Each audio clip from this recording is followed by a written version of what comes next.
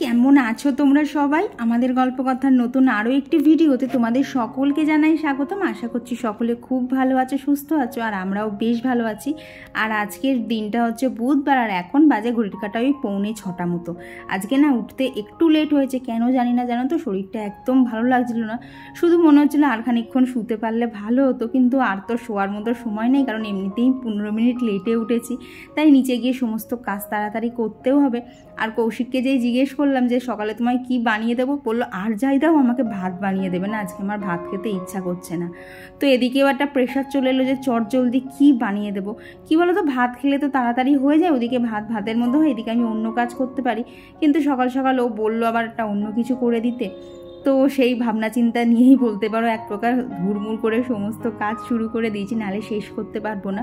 তবে এইসবের মধ্যে না ছাদে আসতে একদমই ভুলিনি, কারণ হচ্ছে এই জুঁই ফুল গাছটায় এই কদিন ধরে এত ফুল ফুটছে না। আর এই যে সকালবেলা এসে না যেই গাছের সামনে যাচ্ছি একটু ভিডিও করব বলে, এত সুন্দর গন্ধ নাকে আসছে না, কি বলবো তোমাদের। আর আজকে তো দেখছো গাছে মোটামুটি অনেকই ফুল ফুটেছে, তবে সব ফুল এখনও ফুটে ওঠেনি। আর এই যে সকাল বিকেলে আমার কাজ থাকে এই যে জবা গাছের পোকাগুলোকে সব মারা। দেখো কিভাবে পোকাগুলো একদম আঁকড়ে ধরেছে গাছটাকে। এই যে সকালবেলা একটু ছাদে এসেছিলাম, শরীরটা আজকে না একটুও ভালো লাগছে না। তো এখন বাজে ওই 6:10 মতো বাজে। তো এখন আমি রান্নাঘরে ঢুকিনি, জানি না কখন শেষ হবে। একদিন দেখবে হয়ে ওঠে না, প্রত্যেক দিন তো শুরু করি। তো কৌশিককে বললাম শরীরটা ভালো লাগছে না, কৌশিক তাহলে ছাড়ো, আজকে আর আমাকে টিফিন দিতে হবে না, ও একটা কিনে কিছু খেয়ে নেবে, কলা পাউরুটি যা হোক। এবার কৌশিক খাবে কাজের মধ্যে কিনে, এই দুটো জিনিসকে মেলানো খুব কষ্ট। কথা গেল সেই হয়তো 4:30-5টার সময় খেলো, আর সেখানে আমি বাড়ি বসে খাবো, সেটা কি ভালো লাগে? তো ঠেলা গুজা দিয়ে উঠলাম, উঠে শুরু তো করলাম, দেখি কতদূর কী করতে পারি। দেখি নিচে গিয়ে কিছু একটা তরকারি বানাতে হবে। তো চলো নিচে তো যাই, দেখি কি করা যায়। এখনও কি করব না করবো কিচ্ছু ঠিক নেই। এখন কি আগে ভাতটা বসাবো আর আটাটা মাখবো, এই দুটো তো করি, তারপর দেখছি কি সে তরকারি করা যায়। শরীরটা একদম ভালো লাগছে না, কাল সেই রাত থেকে আমি ঘুমিয়েই যাচ্ছি, কেন এরকম হচ্ছে বুঝতে পারছি না। তো চলো এখন নিচে যাই। তো নিচে এসে এদিকে একদিকে ভাত আর ওদিকে সয়াবিন সেদ্ধ করতে বসিয়ে দিয়েছি। তারপর ভাবলাম কি ওর জন্য বানানো যায়। তো ফ্রিজে দেখি খানিকটা চিকেন পড়েছিল, তো ভাবলাম এটা দিয়ে ওকে আজকে চিকেন স্যুপ বানিয়ে দেই। তো ওদিকে তো দুটো গ্যাস জোড়া রয়েছে, তো ভাবলাম এইদিকে যে মাল্টিকুক কেটেলটা আছে না, এর মধ্যেই আজকে বানিয়ে নেই, অনেকটা তাড়াতাড়িও হয়ে যাবে। তো ওদিকে তো চিকেন নিয়ে নিয়েছি, আর এদিকে দেখো পেঁয়াজ কুচি, রসুন, আর নিয়েছি এখানে গাজর, বিনস, ক্যাপসিকাম আর ধনেপাতা কুচি। তো সমস্ত কিছু জোগাড় যন্ত্র করে নিয়েছি, দেখতেই পাচ্ছ একদম অল্প করেই বানাবো, বেশি করে হবেও না, কারণ যেটুকু চিকেন ছিল সেটাকে দিয়েই বানানোর চেষ্টা চলছে। আর এখানে এখন এই যে কেটেলের মধ্যে জল দিয়ে চিকেনগুলো বয়েল করতে দিয়ে দেবো। আর এখানে না দুটো হিট সেটিং আছে, একটা নর্মাল, একটা হচ্ছে হাই। তো এখন যেহেতু সময় অল্প, তাই একদম হাই হিটে তাড়াতাড়ি করে এগুলোকে বয়েল করে নেব। আর এখানে কিন্তু খুব সুন্দরভাবে তাড়াতাড়ি বয়েলও হয়ে যায়, যেহেতু একটা লিড আছে, তাই ঢাকনা দিয়েও কিন্তু খুব সুন্দরভাবে এটা রান্না করা যায়। আর এই মাল্টিকুক কেটেলটায় রান্নার আর একটা বিশেষত্ব কী বলো তো, খুব কম পরিমাণে বাসন লাগে। তো এইদিকে দেখো আর কি, এই কেটেলের সাথেই যে স্টিমারটা ছিল না, তো এটাকেই এখন আমি স্টেনার হিসেবে ব্যবহার করছি। তো এখানে চিকেনটা বয়েল হয়ে গেলে দেখো এটাকে স্টেনার হিসেবে ব্যবহার করে নিচে একটা বাটি নিয়ে নিয়েছি অবশ্যই। তো সেইভাবেই এখানে চিকেন আর চিকেনের স্টকটাকে আলাদা করে নিয়েছি। তারপর এইখানে চিকেনগুলোকে একদম হাত দিয়ে ছোটো ছোটো করে আর কি কুচো কুচো করে কেটে নিয়েছি। আর তখন দেখলে যে আর কি রসুনের কোয়াগুলো দিয়েছিলাম, সেগুলোকে হাত দিয়ে একটু স্ম্যাশ করে নিয়েছি। তো ওইখানে সমস্ত যোগাযন্ত্র রেডি, এবার এখানে শুধু বসিয়ে দিলেই হয়ে যাবে।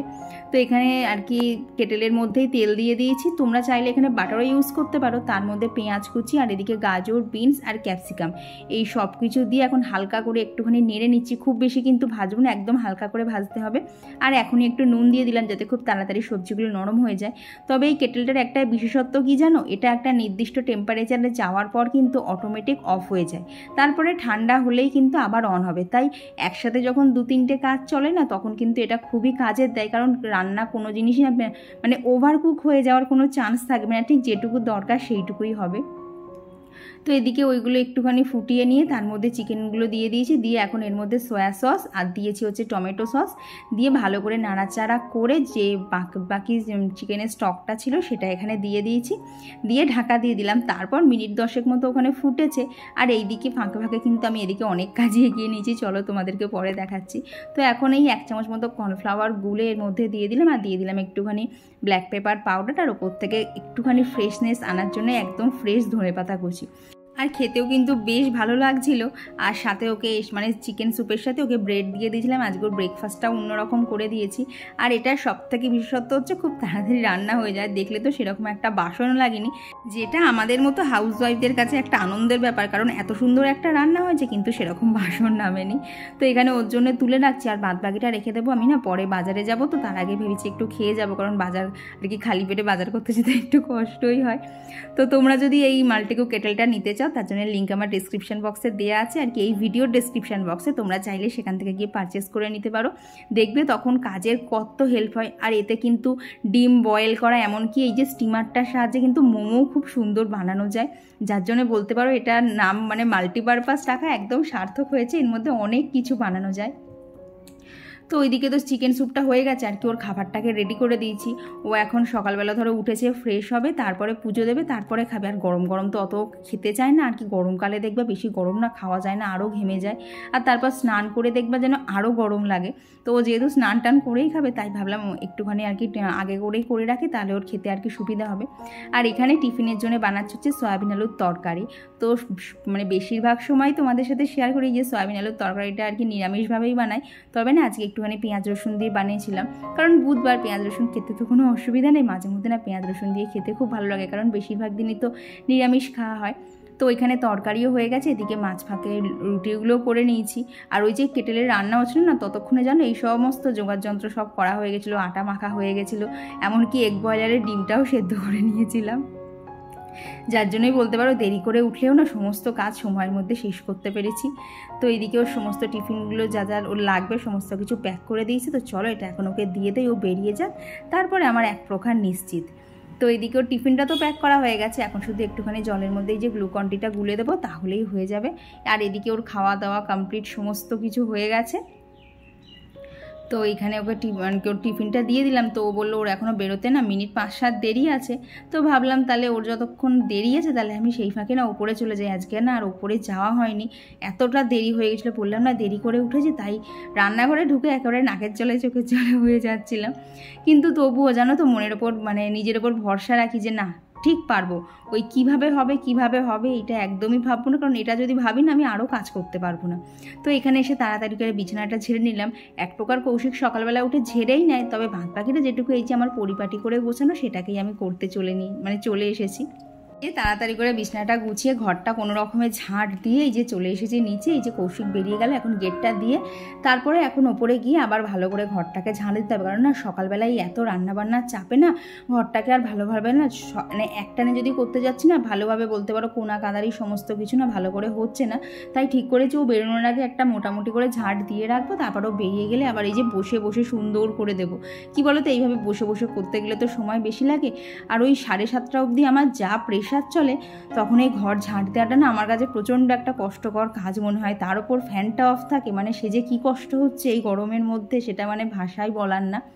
তার মধ্যে আজকে আবার বাজারেও যেতে হবে, সব কিছু দিয়ে আজকে মানে প্রচুর কাজ। এই যে সকালবেলা থেকে শুরু করেছি, ওই যে তোমাদেরকে বললাম না শরীর ভালো লাগছে না, তারপর কাজের প্রেশারে কোথায় শরীর কোথায় কি সব সমানো হয়ে গেছে। আর এরই মধ্যে এই যে অভি এসেছিলো, তবে জানো ও আজকে একটা খুব বাজে কাজ করে ফেলেছে, চলো তোমাদেরকে পরে বলছি। কি বলো তো ও তো বাচ্চা মানুষ, অত তো বোঝে না। ওই দেখো আমি ঝাঁট দেবো কি এদিক ওদিক শুধু ছুটছে। তো সকালবেলা ওর দাদাও এসেছিলো, দাদা এসে বলছে আন্টি একটু ফোনটা দাও না, আমি একটু রিলস দেখবো। ওকে এক বকা দিয়েছি, বেচারা বাড়ি চলে গিয়েছে। তবে ছোটো জন তো এখনও অত বকাঝকা বোঝে না, তাই ও এখনও বাড়ি যায়নি। ওই যে আমার পায়ে ঘুরছে, একবার ঘরে যাচ্ছে একবার সোফায় উঠছে, এই করছে। তো এইদিকে ঘরটা ভালোভাবে একদম খুব সুন্দর করে ঝাড় দিয়ে নিয়েছি, দিয়ে এখন পেয়ে গেছে প্রচণ্ড পরিমাণে খিদে। তো সেই হলদিরামের শনপাপড়ি ছিল না পয়লা বৈশাখে, তো তারই একটা বাক্স খুলে তো দুজনা মিলে বসে বসে খানিকক্ষণ খেলাম। এইবার এই যে আমি এখানে ঘরদোর পরিষ্কার করছি, ডাস্টিং করছি, এরই মধ্যে ওবি একটা বাজে কাজ করে ফেলেছে। সেটা কি বলো তো, ও হচ্ছে ওর পেটে একটু চাপ পড়ে গেছিলো, বেচারা ছোট্ট মানুষ পটি করে ফেলেছিল। তবে জানো আমি যে এই যে এখানে এত কাজ করছি আর কি, ও তো এখনও সেইভাবে কথা বলতে শেখেনি, ও বলছে না, ও না চুপচাপ এক জায়গায় দাঁড়িয়ে রয়েছে, আর আমি আমার মতো এদিকে কাজ করেই যাচ্ছি। তো এইদিকে দেখো আমার ওয়ার্ড্রপের সাইডে যে র্যাকগুলো থাকে সেগুলোকে খুব ভালোভাবে ক্লিন করে নিচ্ছি। আর তোমরা তো জানোই বুধবার মানে এগুলোকে খুব ভালোভাবে আমি ক্লিন করি, অন্যান্য দিন অতটা সময় হয় না, তবে বুধবারে কিন্তু এইগুলোকে ঠিক সময় ধরে ধরে করেই থাকি। আর এই যে এই সাইডটা এখন এত নোংরা হচ্ছে না, আগে তো ধরো শুধু আমি একা ইউজ করতাম, এখন এখানে আমার জিনিস থাকে, কৌশিকের জিনিস থাকে, তো যেহেতু দুজন মানুষের ব্যবহার তাই একটুখানি কিন্তু নোংরা ঝোংরাও বেশি হচ্ছে। তো এখানে দেখো এইখানে যে যা আর কি জিনিসপত্রগুলো থাকে সমস্ত কিছু ভালোভাবে পরিষ্কার করে নিচ্ছি। আমি গত দিনের ভিডিওতে মানে আমার বানানো একটা আম ডালের রেসিপি দেখিয়েছিলাম, তো সেখানে সবাই বলেছো যে আম ডালে কেউ পেঁয়াজ দেয় না। হ্যাঁ গো, সেটা আমিও জানি, আম ডালে পেঁয়াজ দেয় না আর কি, সেখানে কালো সর্ষে ফোড়ন দেয় আর শুকনো লঙ্কা ফোড়ন দেয়। তবে ব্যাপারটা কী হয়েছে বলো তো, বাপি আম ডাল খাবে না আর কৌশিক আম ডাল খাবে। এবার বলো তো এই মানে সারাদিনের মধ্যে দুটো মানুষের জন্য দুরকম ডাল করতে ভালো লাগে এই গরমের মধ্যে, তো সেই জন্যই বলতে পারো ওখানে প্লেন মুসুরির ডাল চলছিল, তার মধ্যেই কৌশিকের জন্য ওখানে একটুখানি আম ফেলে দিয়েছি। তো এই হচ্ছে ব্যাপার। তো দীপর্ণা লিখেছে মানে আম ডালের মধ্যে পেঁয়াজ, হ্যাঁ গো ওটা ওইভাবেই করেছি, ওটা মানে হাস্যকর কিছু না। মাঝে মধ্যে দেখবে এইরকম না রান্নাবান্না আমরা জগা খিচুড়ি পাকিয়েই দিই, কী করবো 3 জন মানুষের জন্য 3 রকমের খাবার রান্না করতেও তো সময় লাগে বলা, তার মধ্যে এই ভ্যাপসা গরম।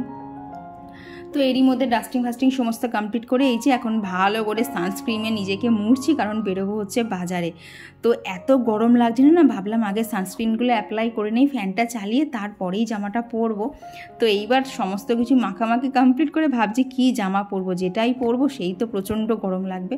তো বেছে বেছে এই যে রং চটা রিয়নের কুর্তিটাকেই বার করেছি বাজার যাওয়ার জন্য। যা যা কাজ ছিল সমস্ত কিছু কমপ্লিট করলাম, করে রেডি হয়েছি, বাজে হচ্ছে 9:45। জানো জামাটা তো পরা না, জামাটা যেন গায়ের মধ্যে ঢুকতে চাইছে না। তো এখন যাচ্ছি হচ্ছে বাজারে, আরও না আগে হয়ে যেত, তখন দেখলে না অরি অভি ওরা সবাই এসেছিলো। এবার বাচ্চা মানুষ তো অভি বলতে এখনও সেইভাবে শেখেনি, এবার ও না ঠিক খাটের ওইখানে কোনায় গিয়ে না পটি করে দিয়েছে।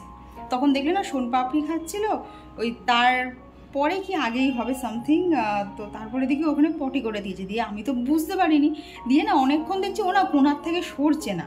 আচ্ছা কোনার থেকে বেরোচ্ছে না কেন, তাহলে কি কিছু করেছে ওখানে? তারপর গিয়ে দেখি ও না সেই মানে পায়ের পাতায় ভর দিয়ে দিয়ে হাঁটছে, গোড়ালিটা ঠেকাচ্ছে না আর কি, ওরও অস্বস্তি লাগছে, পটি করে ফেলেছে। তো এইবার তখন দেখি না ওইভাবে হাঁটছে, তারপরে গিয়ে ওর মাকে ডাকলাম, ওর মা এসে পরিষ্কার শুয়ে করলে, করতে গিয়ে না অনেকটা সময় চলে গেছে, তো যার জন্য এতটা লেট হয়ে গেছে, নাহলে 9:10 মধ্যে সব হয়ে গেছিলো। তো কি আর করা যাবে, বাচ্চা মানুষ, ও তো এখনও বলতে শেখেনি। তো চলো এখন এই যে এটা নিয়ে নিচ্ছি, তো এখন এই যে পার্স রেডি, এখন বেরোই বাজারে। আর তারপর এই তো বাজারে চলে এসেছি, এসে তো দেখছি এখানে অনেক রকমের মাছ ছিল, কিন্তু জানো তো আজকে আর বেশি মাছ কিনতে পারবো না, কারণ শুধু বুধবার আর বৃহস্পতিবারেরই নিতে হবে। তো এখানে তো আমার পছন্দসই অনেক মাছই ছিল, তবে কৌশিক সব মাছ খায় না বলে আমি আর নিতে পারিনি। তবে ওকে যেই বললাম যে আজকে কী মাছ আনবো, ও বলছে তাহলে পারলে একটুখানি চারাপোনা এনো। আর এই চারাপোনা আমার ভালো লাগে, তবে জানো তো খুব একটা বেশি ভালো লাগে না। তবে দেখলাম একদম জ্যান্ত বাটা ছিল, তো বাটা নিয়েছি আর পাবদা মাছ নিয়েছিলাম, নিয়ে এই যে বাড়ি এসে দেখি বাপি আবার কোথায় গিয়েছে। তো বাপি গিয়েছে, আমি আর দেখলাম রাস্তায় দাঁড়িয়ে কী করবো, তাহলে দুষ্টুদের বাড়ি চলে আসি।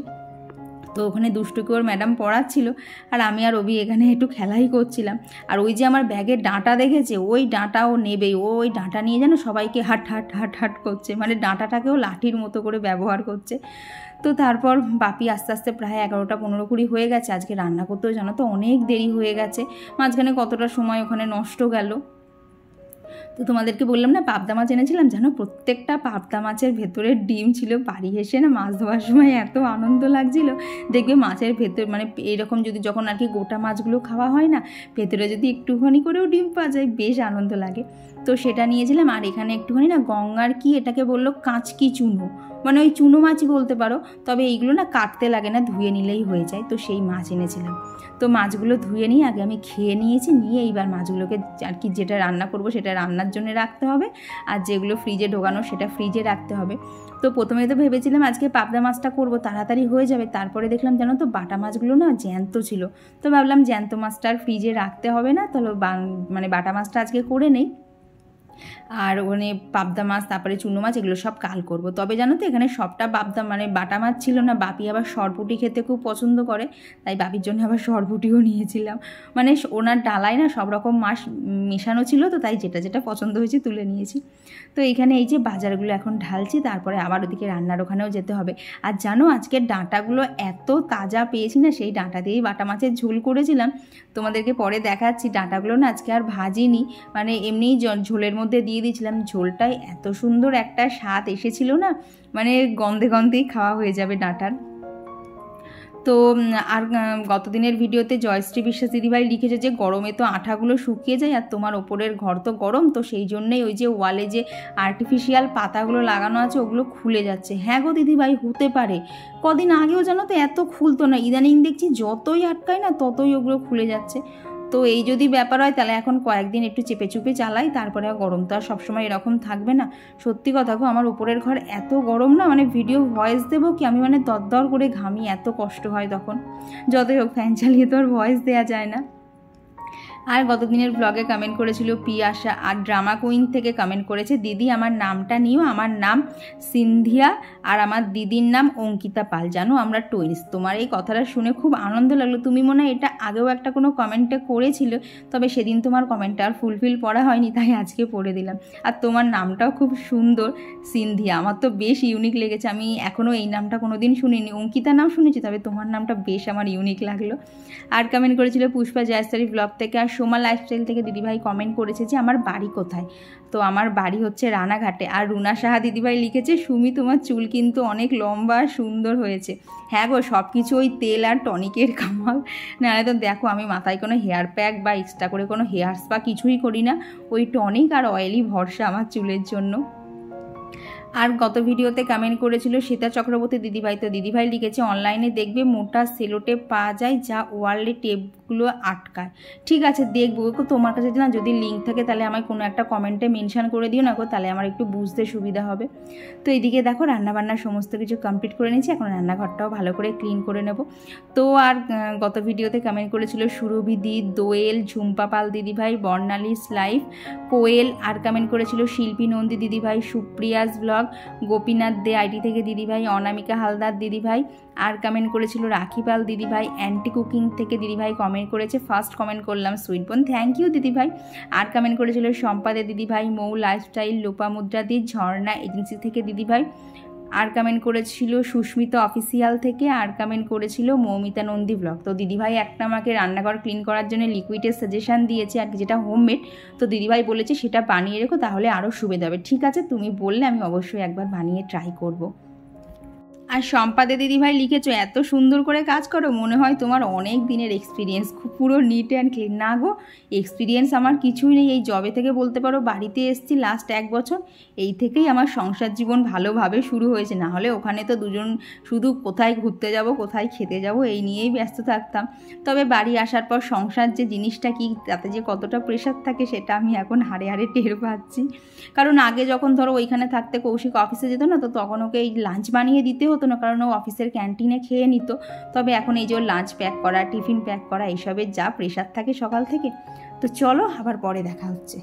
তো আবার অনেকক্ষণ পরেই তোমাদের সাথে দেখা হচ্ছে, বাজে হচ্ছে 8:30। আর আমায় কেন বলো তো এরকম লাগছে, কারণ এই যে ঘরের দরজা জানলা সমস্ত কিছু বন্ধ করে এখন ভিডিওতে ভয়েস দেওয়া চলছিল। আর এটা করতে গিয়ে দেখো কি পরিমাণ ঘেমেছে, এখানে তো পুরো মানে গলা ঘেমে গেছে, প্লাস এই দেখো মুখেও পুরো ঘামগুলো চকচক করছে। ঠিক ভয়েস দিতে গেলে না এতটাই কষ্ট হয়। আর যেহেতু ফ্যান ট্যান সব অফ থাকে না, তোর জন্য দেখো চুলটা এইখানে তুলেছি, মানে আর উঁচুতে তোলার জায়গা নেই। তাতেও এই 20 মিনিটের একটা ভয়েস দিতে গিয়ে মানে একদম নাজেহাল অবস্থা, প্লাস গলাও শুকিয়ে গেছে গরমের মধ্যে, এত গরম লাগছে। তো এইভাবেই কিন্তু প্রত্যেকটা ভিডিওর পিছনে একটু একটু করে কষ্ট থাকে। তো এখন আর কোনো কাজ সেরকম নেই, এখন 8:30 থেকে 9:30 অবধি একদম চুপচাপ রিল্যাক্স। তখন 1 ঘন্টায় চুপচাপ একটু রিল্যাক্স করতে পারবো। বাবা যা ঘেমে গেছি না, মনে হচ্ছে একবার গিয়ে গা ধুয়ে আসলে ভালো হয়, কিন্তু আমি গা ধোবো না, কারণ আমার তো ঠান্ডার ধাত, বারবার স্নান করলে ঠান্ডা লেগে যায়। তো এখন একটু টিভিটা দেখবো আর তোমাদের কমেন্টের রিপ্লাই দেবো, দেন কৌশিক আসবে। তারপরে ওবেলা যে স্যুপটা বানিয়েছিলাম না, যে স্যুপটা হয়েছে ওকে একটুখানি গরম করে দেবো, খেলে খাবে। কারণ না ও এত রাতে বাড়ি আসে, এসে না তখন কিছু খেতে চায় না, তাও একটু রিকোয়েস্ট করবো যদি খায়, কারণ খানিকটা ওর জন্য রেখে দিয়েছি। আর এই যে বিছানা বালিশের অবস্থা দেখো, মানে এডিট করতে করতে একবার এ বালিশ একবার ও বালিশ এই করছি, এত গরম লাগছিল। তো চলো আবার কৌশিক আসুক, তখন আবার তোমাদের সাথে দেখা হচ্ছে।